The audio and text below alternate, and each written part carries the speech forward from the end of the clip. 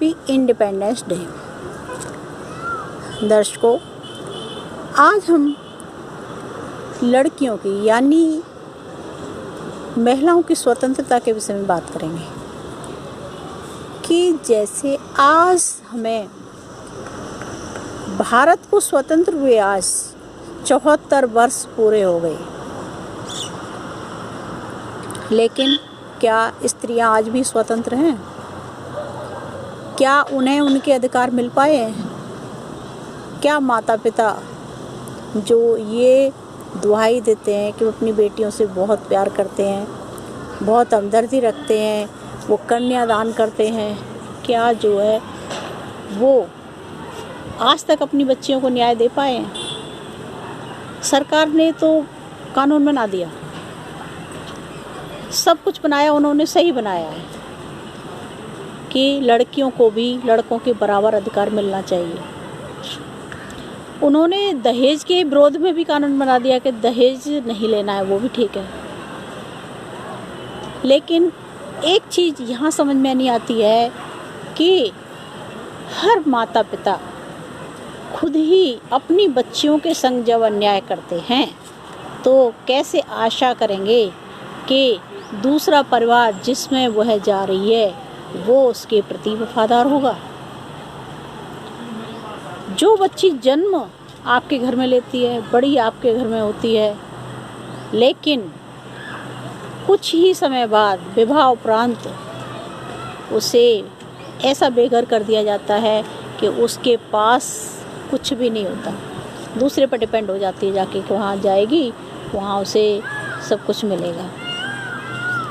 अगर थोड़ा सा उसके ससुराल वाले दहेज मांगते हैं तो उस पर ये होता है कि दहेज मांगा। हम ऐसा क्यों नहीं कर लेते कि दहेज की प्रथा बिल्कुल ख़त्म, लेकिन बेटी जिस घर में जन्म ले रही है वह अपने भाइयों के बराबर का हक पा सके और बराबर उसको सभी अधिकार ऐसे ही मिल सकें जैसे उसे अपने उसके भाइयों को मिलते हैं, जैसे पढ़ने का, लिखने का और अन्य सुविधाएं, जैसे मकान तक, ज़मीन जायदाद में से उसे बराबर का हक क्यों नहीं मिलता है?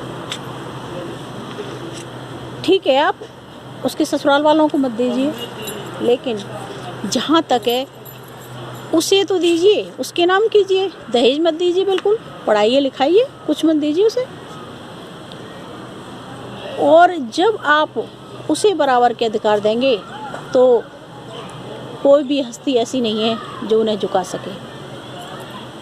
आप बराबर पढ़ाइए, बराबर स्तर पे बड़े उसी लाड प्यार में बच्चे को पालिए जैसे आप अपने बच्चों को, लड़कों को पालते हैं। और आप अपने लड़कों की भी जहाँ शादी करने जाते हैं तो सबसे पहले ये शर्त रखिए, अपनी बहू को भी वही अधिकार दिलाइए जो आप अपनी बेटी को दे रहे हैं। बराबर ज़मीन जायदाद का अधिकार अपनी बेटी को दे रहे हैं तो वहाँ भी यही शर्तें रखिए कि आप भी अपनी बेटी को अपने लड़कों के बराबर ज़मीन जायदाद सब कुछ में से हिस्सा देंगे। और ये जो है कभी भी ऐसा कानून होना ही नहीं चाहिए कि कोई भी किसी के नाम करे। बेटी के नाम है, लड़की के नाम लड़की के नाम रहेगा।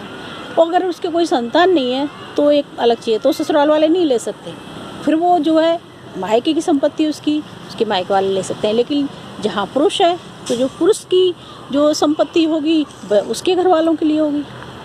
लेकिन हम यहाँ सबसे बड़ी गलती यही कर रहे हैं कि अपनी लड़कियों से भेदभाव कर रहे हैं। जहाँ एक लड़की अच्छे परिवार में पली बड़ी होती है और ऐसे गरीब परिवार में भेज दी जाती है जहाँ उस पर कुछ भी नहीं होता और वहाँ जाके बस उसको सारा कुछ अपना दूसरों पर डिपेंड होना पड़ता है, चाहे कोई भी हो।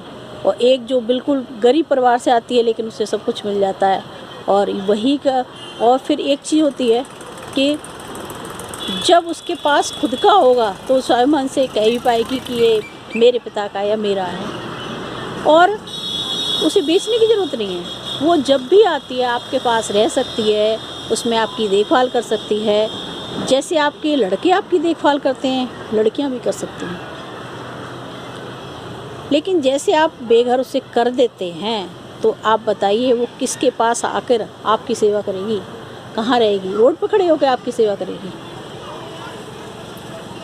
और जो औरतें उन्हीं की संपत्ति के अधिकार से संपत्तिशाली बनी बैठी होती हैं, वह उन्हें पूछना भी नहीं चाहती हैं, तो ऐसी कंडीशन क्यों आती है? ये खड़ी कौन करता है? ये माँ बाप ही खड़ी करने वाले होते हैं, जो बचपन से लेके उसकी बड़ी अवस्था तक उसे परायों की तरह पालना, फिर एक छोटी सी मांग पूरी करा के कहीं भी उसको रिश्ता कर देना उसका, ये सब क्या है? ये आप गलत कह रहे हैं कि उसके प्रति समाज जो है, उसकी ससुराल उस पर जुर्म करती है। जुर्म तो आप बचपन से स्वयं करते हैं। जब देश स्वतंत्र हो गया, सारे देश को स्वतंत्रता मिल गई, तो एक हमारी लड़कियों को स्वतंत्रता क्यों नहीं मिली है? आप हक दीजिए। आप अपनी जहाँ लड़कों की शादी कर रहे हैं उनसे भी यही मांग रखिए कि हमें कुछ नहीं चाहिए। क्या आप अपने लड़कों के बराबर अपनी लड़कियों को हक देंगे? अगर यही शर्तें रहेंगी तो ये भी चलेगा और बहुत अच्छे से रिवाज होगा। ऐसे लड़कियां अपने माँ बाप की सेवा भी आराम से आकर कर पाएंगी और न कोई किसी के प्रति कैसे भी ईर्ष्या रहेगी और बराबर के हक भी मिल पाएंगे, शांति भी रहेगी, शकुन भी रहेगा, सारा कुछ ठीक रहेगा। कोई किसी से अहंकारपूर्ण बातें न कर पाएगा और न सुन पाएगा। तो दर्शकों, आप कमेंट में लिखकर मुझे ज़रूर बताएं कि आप इस राय से सहमत हैं या नहीं। हम दहेज प्रथा को ख़त्म कर देंगे और बराबर का अधिकार यहाँ आ जाएगा। हर माँ बाप की सेवा वैसी होगी जैसी एक सतयुग में हुआ करती थी। हर माता पिता सेवा के पात्र होंगे। जब आप भेदभाव नहीं करते हैं तो ईश्वर आपके प्रति सदैव दयालु रहता है। लेकिन आप बचपन से ही जब अपने ही बच्चियों को न्याय नहीं दे पाते हैं तो फिर आप ईश्वर से न्याय की चाहत कैसे रखते हैं?